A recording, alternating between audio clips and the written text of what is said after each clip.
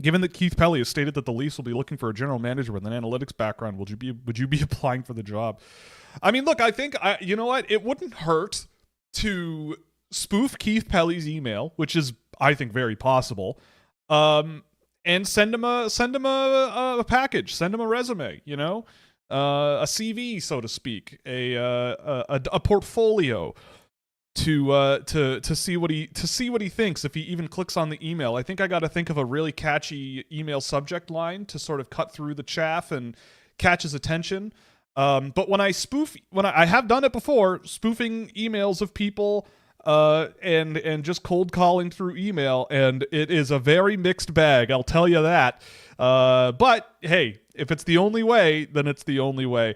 Would I want to be the general manager of the Toronto Maple Leafs today? No, I don't think I would. If he responded to that email being like, come in for an interview to be general manager of the Toronto Maple Leafs, I would probably think that they're in trouble. I should not be hired as a general manager today. I'm not that arrogant and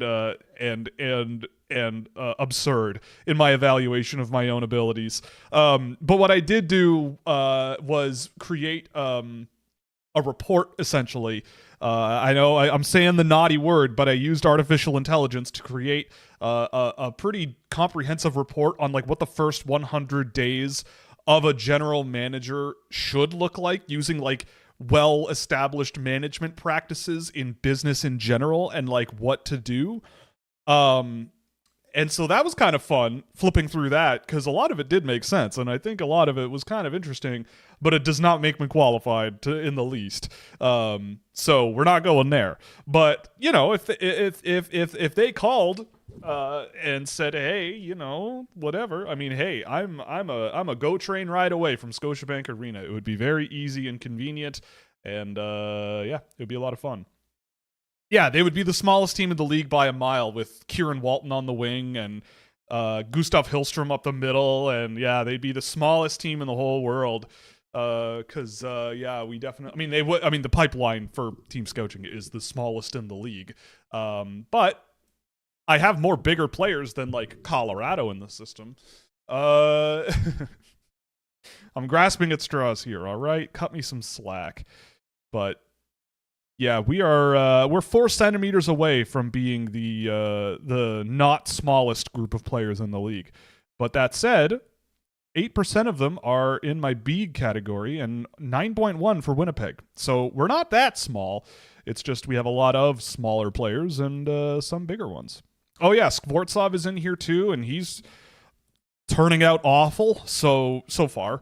So clearly, when I draft big players, they also are bad. So I don't know what that means. You tell me.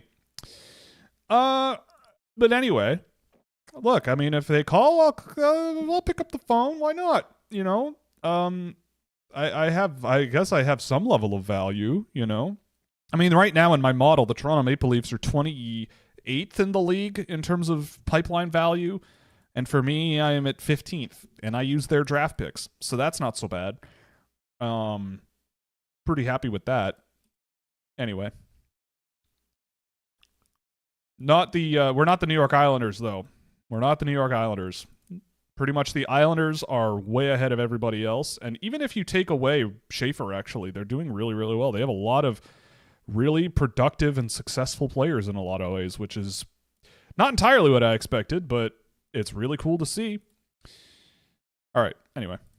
But the short answer to your question is I'll shoot them an email, but I don't expect anything.